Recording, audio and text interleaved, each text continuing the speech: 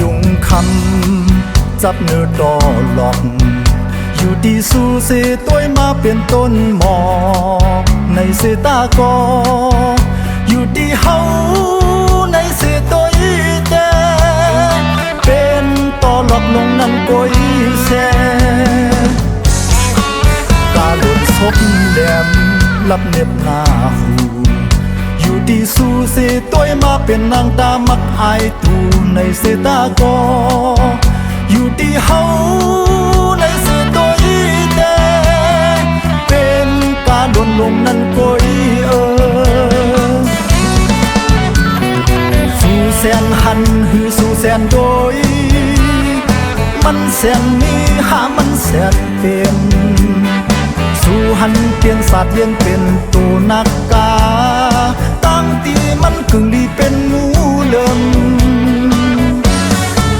จากตึกงาแหลงนอนถูอกกลมอยู่ที่สู่เสตัวมาเป็นควายถึกเพิงในเสตากออยู่ที่เฮาในเสตัวกอเป็นจังถึกงาแหลงก้อยอ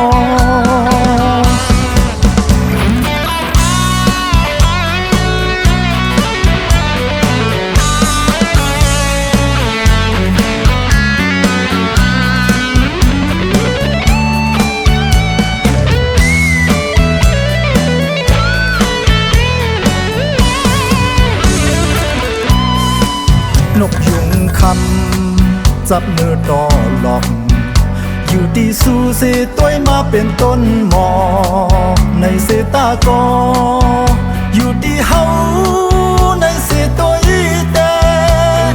เป็นต่อหลอกลงนั้นก้อยแส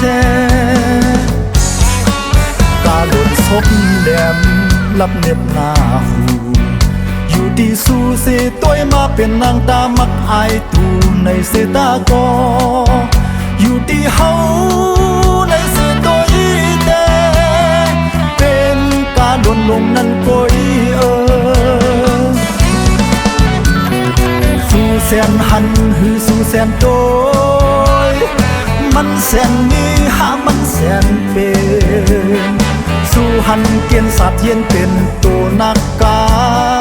ตั้งตีมันกึ่งดีเป็นงูเลิมสับตึกงาแหลงนอนถูอกกลมอยู่ที่สู่เสตัวมาเป็นควายถึกเพิกในเสตากออยู่ที่เฮาในเสตัวกอเป็นจังถึกงาแหลงก้อย